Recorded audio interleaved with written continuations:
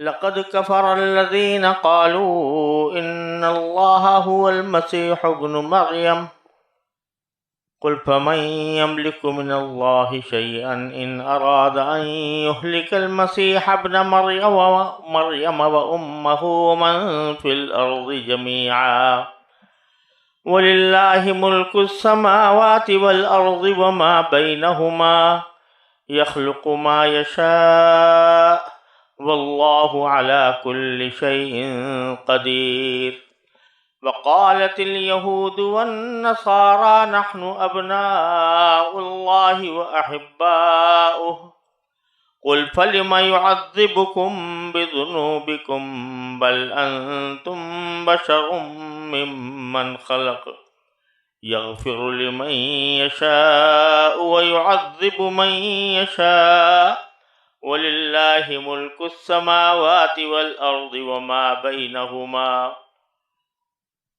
وإليه المصير يا أهل الكتاب قد جاءكم رسولنا يبين لكم على فترة من الرسل أن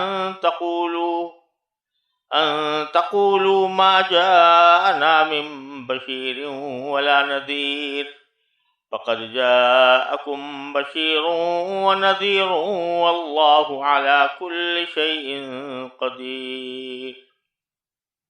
ان آیات کریمہ کا ترجمہ یہ ہے، یہ سورہ مائدہ کی آیات ہیں، آیت نمبر 17 سے اور آیت نمبر 19 تک آیتیں پڑھی گئی ہیں۔ ان کا ترجمہ یہ ہے: اے اہل کتاب، تمہارے پاس ہمارے پیغمبر آ گئے ہیں جو کتاب یعنی تورات اور انجیل کی بہت سی ان باتوں کو کھول کھول کر بیان کرتے ہیں جو تم چھپایا کرتے ہو، اور بہت سی باتوں سے درگزر کر جاتے ہیں۔ تمہارے پاس اللہ کی طرف سے ایک روشنی آئی ہے اور ایک ایسی کتاب جو حق کو واضح کر دینے والی ہے، جس کے ذریعے اللہ ان لوگوں کو سلامتی کے راہیں دکھاتا ہے جو اس کی خوشنودی کے طالب ہیں، اور انہیں اپنے حکم سے اندھیریوں سے نکال کر روشنی کی طرف لاتا ہے، اور انہیں سیدھے راستے کی ہدایت عطا فرماتا ہے۔ جن لوگوں نے یہ کہا ہے کہ اللہ ہی مسیح ابن مریم ہے، وہ یقیناً کافر ہو گئے ہیں۔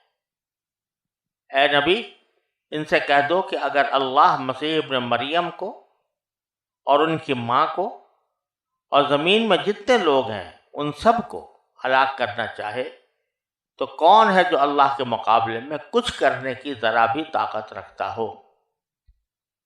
تمام آسمانوں اور زمین پر اور ان کے درمیان جو کچھ موجود ہے اس پر تنہا ملکیت اللہ ہی کی ہے۔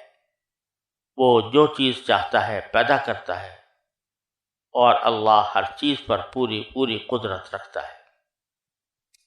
یہود و نصارہ کہتے ہیں کہ ہم اللہ کے بیٹے اور اس کے چہیتے ہیں۔ ان سے کہو کہ پھر اللہ تمہارے گناہوں کی وجہ سے تمہیں سزا کیوں دیتا ہے؟ نہیں، بلکہ تم انہی انسانوں کی طرح انسان ہو جو اس نے پیدا کیے ہیں۔ وہ جس کو چاہتا ہے بخش دیتا ہے اور جس کو چاہتا ہے عذاب دیتا ہے۔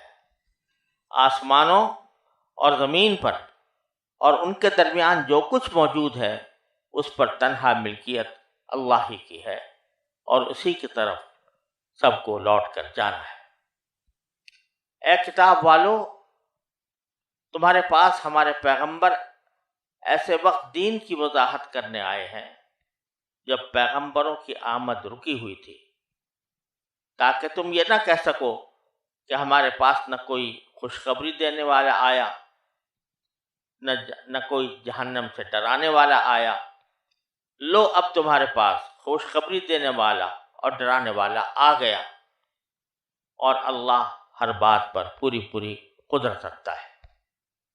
پیچھے اہل کتاب کو مشفقانہ انداز میں، نصیحت کے انداز میں دعوت دی گئی تھی کہ وہ رسول کریم صلی اللہ علیہ وسلم کی رسالت پر ایمان لائیں اور آپ کی اطاعت کریں، اور اس کو سلامتی کا راستہ قرار دیا گیا تھا۔ اب بتایا جا رہا ہے کہ ان میں سب سے بڑی خرابی کیا ہے جس کی وجہ سے ان کو صحیح راستے پر آنے کی دعوت دی جا رہی ہے۔ تو یہ فرمایا کہ لقد کفر الذین قالوا ان اللہ هو المسیح ابن مریم، وہ لوگ کافر ہو گئے ہیں جنہوں نے یہ کہا ہے کہ اللہ تو مسیح ابن مریم ہی ہے، یعنی مسیح ابن مریم علیہ السلام کو وہ خدا مانتے ہیں۔ عیسائیوں کے بہت سارے فرقے تھے، اور حضرت عیسیٰ علیہ السلام کا کیا مقام تھا اس کے بارے میں اتنے زیادہ فرقوں میں اختلافات تھے کہ ہر ایک فرقہ اس کی مختلف تشریح کرتا تھا، یہاں تک کہ ایک مستقل علم کی بنیاد پڑ گئی جس کا نام ہے کرسٹولوجی، یعنی حضرت مسیح علیہ السلام کی حقیقت بیان کرنے کے لیے جو مختلف نظریات سامنے آئے وہ اس علم میں بیان کیے جاتے ہیں، ہر ایک اپنے موقف کی کچھ دلائل پیش کرتا ہے۔ تو ان میں سے ایک فرقہ وہ تھا جو یہ کہتا تھا کہ مسیح ابن مریم بذات خود خدا ہے۔ ایک تو وہ تھا نا کہ جو کہتے ہیں کہ خدا تین ہیں، تین میں سے تین اقنوم ہیں، اور ان میں سے ایک حضرت مسیح علیہ السلام ہے، ایک باپ ہے، ایک بیٹا ہے، ایک روح القدس ہے۔ بات کہتے ہیں باپ ہے، بیٹا ہے، مریم علیہ السلام ہے۔ ایک تو وہ یعنی اس طرح تین حصے کرتے تھے۔ بعض لوگ وہ تھے کہ جو براہ راست یہ کہتے تھے کہ ہیں ہی خدا یہ، یعنی وہ تین کے تکلف میں نہیں پڑتے تھے بلکہ براہ راست حضرت مسیح علیہ السلام کو خدا کہتے تھے۔ تو یہاں ان کا ذکر ہے۔ وہ جو کہتے تھے کہ تین میں سے ایک ہیں، ان کا آگے ذکر آنے والا ہے، لقد کفر الذین قالوا ان اللہ ثالث ثلاثہ، لیکن یہاں ذکر ہے ان کا جو خدا مانتے ہیں، حضرت مسیح ابن مریم۔ اگرچہ خدا وہ بھی مانتے ہیں جو تثلیث کے قائل ہیں، لیکن وہ کہتے ہیں کہ تثلیث جو ہے اس کا ایک حصہ اقنوم وہ عیسیٰ علیہ السلام ہے۔ بہرحال دونوں طرح، چاہے حضرت مسیح ابن مریم علیہ السلام کو براہ راست خدا کہا جائے یا تین اقنوموں میں سے ایک اقنوم قرار دے کر خدا کہا جائے، دونوں ہی صورتیں کفر کی ہیں۔ تو اللہ تعالیٰ نے فرمایا کہ یہ جو لوگ یہ کہتے ہیں وہ کافر ہو گئے۔ اور دیکھو اللہ تبارک و تعالیٰ نے یہاں ایک تو ان کے کافر ہونے کا ذکر فرمایا، اور کافر ہونے کی واضح دلیل خود اسی جملے میں موجود ہے، وہ یہ کہ وہ مسیح ابن مریم کہتے ہیں، مسیح جو مریم کے بیٹے ہیں۔ تو آپ ذرا سوچئے کہ جب خود اعتراف کر رہا ہے انسان کہ یہ کسی خاتون کے بیٹے ہیں، مریم کے بیٹے ہیں، تو یعنی یہ کہ وہ اپنی پیدائش میں ماں کے محتاج ہوئے، ماں کے ذریعے پیدا ہوئے۔ تو جو شخص اپنی پیدائش ہی بغیر ماں کے نہ کر سکتا ہو، وہ خدا کیسے ہو سکتا ہے؟ تو مسیح ابن مریم فرما کر یعنی اسی ان کے دعوے کے اندر جو تضاد ہے اور اس میں ان کے دعوے کی تردید ہے، وہ یہ ہے کہ مریم کے بیٹے ہیں۔ یعنی ایک تو یہ کہ جو آدمی اپنی ماں کا محتاج ہو پرورش میں، تو وہ کیسے خدا بن سکتا ہے؟ دوسرا یہ کہ ماں بہرحال بیٹے سے افضل ہوتی ہے، بیٹے کو اس کی تعظیم کرنی ہوتی ہے، تکریم کرنی ہوتی ہے، بیٹے کے ماں کے پاؤں تلے جنت ہوتی ہے، اس کی خدمت کرنی ہوتی ہے۔ تو ایک تو اس کے پیٹ سے ایک خدا پیدا ہو گیا، اب خدا ایسا ہے کہ جس کو اس کے پاؤں دبانے ہیں، اس کی خدمت کرنی ہے، تو خدا خادم ہے کہ مخدوم ہے؟ اس لیے اس جملے ہی کے اندر اللہ تبارک و تعالیٰ نے ان کی تردید فرما دی کہ ان اللہ هو المسیح ابن مریم، وہ کہہ رہے ہیں وہ مسیح جو مریم کے بیٹے ہیں وہ اللہ ہیں. تو ایک طرف کہتے ہیں اللہ ہے، دوسرے طرف کہتے ہیں بیٹے ہیں مریم کے. تو اسی سے ان کی تردید فرما دی. آپ باری تعالیٰ فرماتے ہیں کہ تم تو کہہ رہے ہو کہ مسیح ابن مریم خدا ہیں، اور انہی میں بعض لوگ وہ بھی کہتے تھے کہ مسیح علیہ السلام بھی خدا ہے، مریم بھی خدا ہے. تو اس کے جواب میں فرمایا کہ فَمَن يَمْلِكُ مِنَ اللَّهِ شَيْئًا إِنْ أَرَادَ أَن يُهْلِكَ الْمَسِيحَ ابْنَ مَرْيَمَ وَأُمَّهُ وَمَنْ فِي الْأَرْضِ جَمِيعًا. اگر یہ خدا ہیں تو یہ بتاؤ کہ اللہ تبارک و تعالیٰ کو کون روکنے والا ہے کہ اگر وہ مسیح ابن مریم کو یا ان کی والدہ کو یا ان کے علاوہ زمین میں جتنے لوگ ہیں ان سب کو ہلاک کرنا چاہے، تو کون ہے جو اللہ کے مقابلے میں کچھ کرنے کی ذرا بھی طاقت رکھتا ہو؟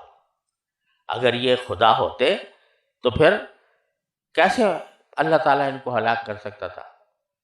تو پہلی بات تو ہے کہ مریم علیہ السلام تو جس وقت یہ آیت نازل ہو رہی ہے وہ تو وفات پا ہی چکی تھی. اگر وہ خدا ہوتی تو کیسے ان کی وفات ہوتی؟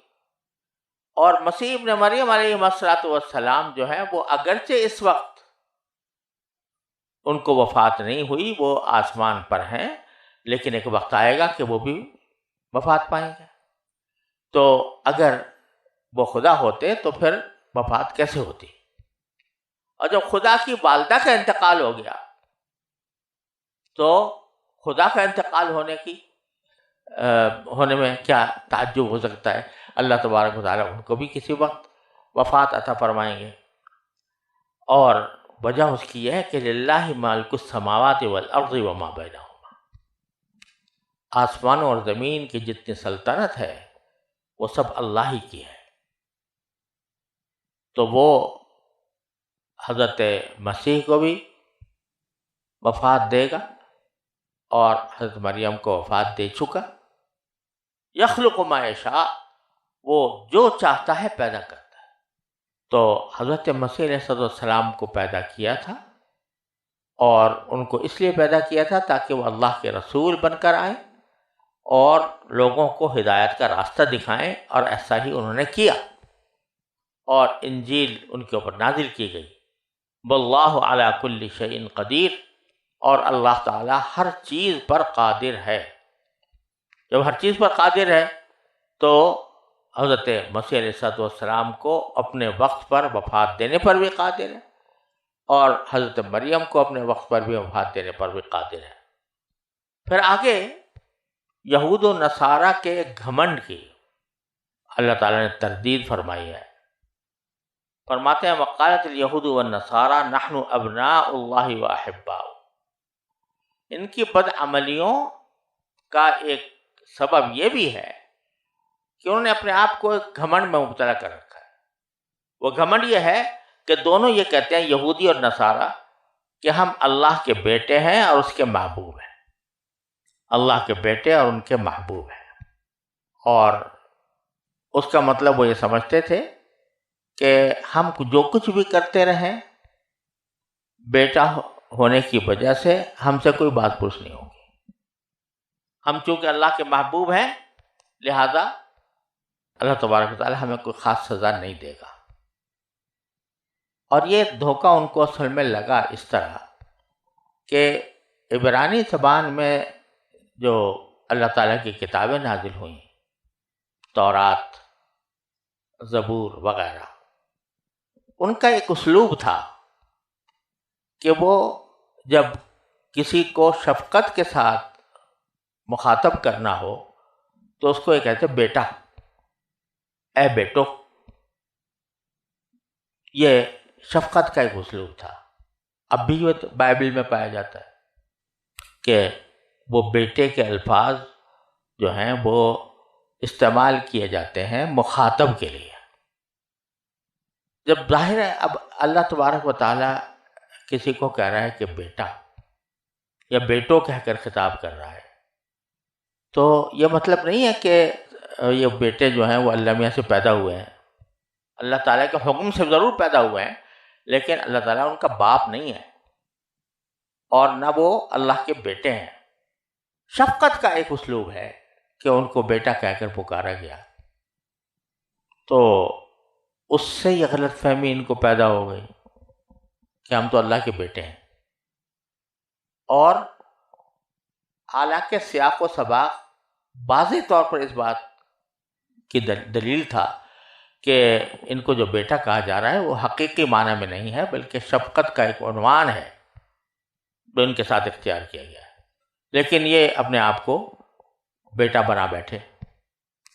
اور جب بیٹے ہیں تو محبوب بھی ہیں، بیٹا محبوب ہوتا ہے، لہذا ابناء اللہ و احباؤ، ہم اللہ کے بیٹے بھی ہیں، اللہ کے محبوب بھی ہیں۔ تو اللہ تعالیٰ اس میں ایک مختصر سے جواب ان کو دیتے ہیں کہ قل فلم یعذبکم بذنوبکم، اگر تم بیٹے ہو تو ذرا یہ بتاؤ پھر اللہ تعالیٰ تمہیں گناہوں کی سزا کیوں دے گا، کس وجہ سے دے گا؟ یہ اس لیے کہا کہ خود یہ لوگ اس بات کے قائل تھے، جیسا کہ دوسری جگہ قرآن کریم میں آیا ہے کہ لن تمسنا النار الا ایاما معدودات، ہمیں آگ میں ڈالا تو جائے گا لیکن چند دنوں کے لیے، پھر چھٹی ہو جائے گی ہماری۔ تو مانتے تھے کہ عذاب ہوگا۔ تو اللہ تبارک و تعالیٰ فرماتے ہیں کہ اگر یہ بات ہے کہ تم میرے بیٹے اور میرے محبوب ہو اور اس کی وجہ سے تمہیں سزا نہیں ہوگی، تو تم نے خود جو اقرار کیا ہے کہ ہاں اللہ تعالیٰ ہمارے گناہوں کی کچھ سزا دے گا کچھ دنوں کے لیے، اور لن تمسنا النار الا ایاما معدودات، ہمیں چند دنوں کے لیے آگ چھوئے گی، پھر اس کے بعد ہمیں چھٹی مل جائے گی۔ اور ایک حدیث میں رسول کریم صلی اللہ علیہ وسلم سے یہودیوں نے کہا، خود براہ راست رسول کریم صلی اللہ علیہ وسلم سے خطاب کرتے ہوئے، کہ جب قیامت کے اندر ہم جائیں گے تو ایسا ہوگا کہ ہم کچھ دنوں کے لیے ہم جہنم میں رہیں گے، پھر آپ ہمارے قائم مقام ہوں گے وہاں پر، یعنی مسلمان قائم مقام ہوں گے، اب ساری زندگی جو ہے پھر وہ مسلمان جو ہے وہ رہیں گے، ہم تو تھوڑے دنوں کے نکل کے چلے آئیں گے۔ تو بھائی یہاں پر کہا جا رہا ہے کہ تم خود مانتے ہو کہ تمہیں عذاب ہوگا، چاہے چند دن کے لیے ہو، ایام معدودات۔ اگر تم بیٹے ہو اور اللہ کے محبوب ہو تو پھر کیوں عذاب دے گا تمہیں اللہ تعالیٰ؟ یہاں سوال یہ پیدا ہو سکتا ہے کہ بعض اوقات باپ بیٹے کو عذاب دیتا ہے، تکلیف دیتا ہے، سزا دیتا ہے، تو وہ سزا ایک تعدیب کے لیے ہوتی ہے، اس کے ادب سکھانے کے لیے ہوتی ہے، تاکہ وہ آئندہ پرہیز کرے، یہ ہوتا ہے نا۔ لیکن یہاں جو ذکر ہو رہا ہے وہ آخرت کے عذاب کا ہو رہا ہے۔ آخرت کے عذاب اول تو اتنا شدید ہے کہ ایک لمحے کے لیے بھی انسان اللہ بچائے اس میں چلا جائے تو اس کو ہم یہ نہیں کہہ سکتے کہ تعذیب کے لیے ہو رہا ہے، آگ میں جلایا جا رہا ہے، کھولتا ہوا پانی سر پہ ڈالا جا رہا ہے وغیرہ وغیرہ، تو یہ کوئی باپ اپنے بیٹے کی تعذیب کے لیے ایسا عذاب نہیں دیتا آگ کا، اس کو آگ میں جلا دے، چاہے ایک مہینے کے لیے، چاہے ایک چند دن کے لیے ہو۔ دوسری بات یہ ہے کہ تعذیب کا مطلب یہ ہوتا ہے کہ دنیا میں جو بچوں کو ادب سکھایا جاتا ہے تو اس کی وجہ سے اگر کسی کو کوئی مار پیٹ کر لی تو مطلب یہ اس کا یہ ہوتا ہے کہ تاکہ آئندہ اس کا طرز عمل درست ہو جائے۔ اب آخرت میں تو آئندہ درست ہونے کا کوئی سوال نہیں، وہ وہاں وہ دارالعمل نہیں ہے، وہ دارالجزا ہے، عمل تو ختم ہو جاتا ہے مرنے کے ساتھ۔ تو اب اگر آخرت میں کوئی سزا دی جا رہی ہے تو اس کا یہ مطلب نہیں ہو سکتا کہ وہ آئندہ زندگی ان کی بہتر ہو جائے، پھر تو زندگی آنی ہی نہیں دوبارہ دنیا والی زندگی۔ اس لیے یہ احتمال نہیں ہے کہ یہاں جو عذاب دیا جائے گا ان کو وہ ادب سکھانے کے لیے دیا جائے گا، ان کے حالات کو آئندہ بہتر بنانے کے لیے دیا جائے گا۔ تو عذاب تو ہوگا، تو عذاب عذاب ہی ہے۔ اگر تم بیٹے ہو اور محبوب ہو تو اللہ تعالیٰ تمہیں کیوں عذاب دے گا؟ بل انتم بشر ممن خلق، بلکہ تم ایسے ہی بشر ہو جیسے کہ اللہ تعالیٰ نے اور دوسرے بشروں کو پیدا کیا ہے، جیسے انسانوں کو پیدا کیا ہے۔ یغفر لمن یشاء ویعذب من یشاء، اور کسی کے ساتھ ایسا لاڈلا ہونے کا معاملہ نہیں ہے کہ چاہے وہ جو کچھ کرتا رہے اور اللہ تعالیٰ کا لاڈلا ہے اور اس کا بیٹا ہے اور اس وجہ سے وہ کچھ بھی کرتا رہے اس کو عذاب سے نجات مل جائے گی، بلکہ اللہ تعالیٰ جس کو چاہتا ہے اس کی مغفرت کرتا ہے، جس کو چاہتا ہے اسے عذاب دیتا ہے۔ تو یہ کسی کے لاڈلے ہونے کی وجہ سے اس کو عذاب سے نہیں بچایا جا سکتا۔ حضرت ابراہیم علیہ السلام کتنے جلیل القدر پیغمبر ہیں، زندگی بھر دعا کرتے رہے کہ اللہ میرے باپ کی مغفرت فرما دے، لیکن آزر ان کا باپ جو ہے وہ آخرکار عذاب ہی میں مبتلا ہوا۔ تو یہ کسی کے لاڈلے ہونے کی وجہ سے کوئی عذاب ٹل نہیں سکتا اگر انسان کفر اور شرک کا ارتکاب کر رہا ہو۔ وَلِلَّهِ مُلْكُ السَّمَاوَاتِ وَالْأَرْضِ وَمَا بَيْنَهُمَا، اور اللہ ہی کے لیے ہے سلطنت آسمانوں اور زمین کی اور ان تمام چیزوں کی جو آسمان و زمین کے درمیان ہیں۔ وَإِلَيْهِ الْمَصِيرُ، اور اسی کی طرف دوبارہ لوٹ کر جانا ہے، ہر ایک انسان کو جانا ہے۔ یہاں قرآن کریم نے ابھی 3 سطروں پہلے بھی کہا تھا وَلِلَّهِ مُلْكُ السَّمَاوَاتِ وَالْأَرْضِ، کہ اللہ ہی کے لیے سلطنت آسمان و زمین کی، اور یہاں پھر دوبارہ فرمایا ہے کہ اللہ ہی کے لیے ایسا آسمان و زمین کی سلطنت۔ ایک تو یہ تاکید بھی ہے پہلے بات کی، دوسرا یہ ہے کہ پہلے یہ فرمایا تھا کہ جس کو چاہتا ہے پیدا کرتا ہے، اس کے لیے فرمایا تھا کہ اس کی زمین و آسمان کی سلطنت اسی کی ہے، جس کو چاہے پیدا کر دے، جس طرح چاہے پیدا کر دے۔ اور یہاں ذکر ہے کہ جس کو چاہے عذاب دے اور جس کو چاہے اس کی مغفرت کرے۔ تو اللہ تبارک و تعالیٰ جس کی مغفرت کرنا چاہتا ہے تو کوئی اس کو روکنے والا نہیں، اگر کسی کو عذاب دینا چاہتا ہے تو عذاب بلا وجہ نہیں دیتا، اس کی کرتوت کی وجہ سے دیتا ہے۔ تو اگر اس کو عذاب دے رہا ہے تو وہ اس کی مشیت کا تقاضا ہے، کیونکہ آسمان و زمین کی ساری ملکیت اسی کی ہے۔ جب آسمان کی زمین کی ساری چیزیں اسی کی ملکیت ہیں تو جیسے ایک مالک کو اپنی ملکیت پر پورا تصرف کرنے کا حق حاصل ہوتا ہے، اسی طرح اللہ تبارک و تعالیٰ کو اپنی مخلوق پر پورا تصرف کرنے کا حق حاصل ہے۔ پھر آگے دوبارہ اللہ تبارک و تعالیٰ پھر شفقت اور نرمی کے ساتھ دوبارہ دعوت دیتے ہیں کہ یا اہل الکتاب قد جاءکم رسولنا، اہل کتاب تمہارے پاس ہمارے رسول آ گئے ہیں۔ وہ کیسے رسول ہے کہ یبین لکم علی فترۃ من الرسول، جو تمہارے سامنے حقائق کو واضح کر رہے ہیں۔ ایسے وقت توحید کے بے شک مکلف تھے، کیونکہ توحید ایسی چیز ہے کہ اس کے سمجھنے کے لیے کسی رسول کے آنے کی ضرورت نہیں ہے، بلکہ انسان کی فطرت کا تقاضا ہے کہ وہ اللہ کو ایک سمجھے۔ تو جو لوگ اللہ کو ایک مانتے تھے وہ باقی احکام کے مکلف نہیں تھے۔ یعنی اگر فرض کرو انہوں نے شراب پی تو پی، اس کے اوپر کوئی مواخذہ نہیں ہوگا، الیاذ باللہ کوئی اور گناہ کا کام کیا تو کر لیا، اس پر کوئی مواخذہ نہیں ہوگا۔ کیوں؟ اس لیے کہ نبی آیا ہی نہیں تھا جس نے کہ ان کو ان احکام کی تعلیم دی ہوتی۔ البتہ توحید چونکہ ایسی چیز ہے کہ اس کے لیے رسول کے آنے کی ضرورت نہیں ہے، انسان اپنی عقل سے اس کو سمجھنا چاہیے، اس واسطے اس پر مواخذہ ہوگا۔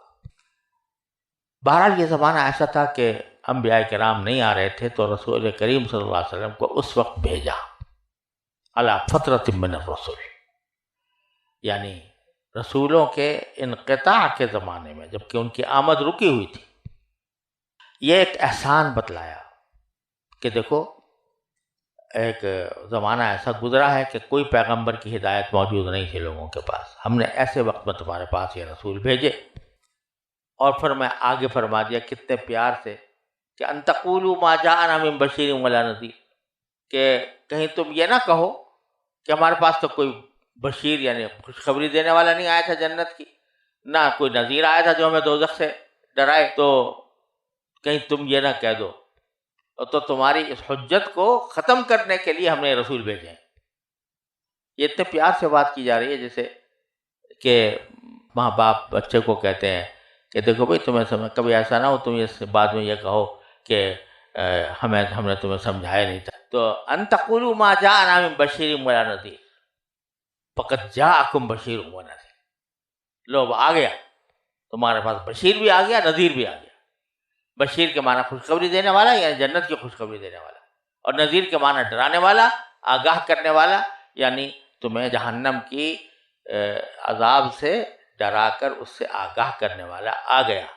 تو اب تو مان لو، جبکہ اتنے دنوں تک فترت رہی، پھر ہم نے تمہیں ایک رسول بھیجا، تمہارا جو عذر ہے وہ ختم ہو گیا کہ ہمارے پاس تو کوئی آیا ہی نہیں تھا، تو یہ آ گئے۔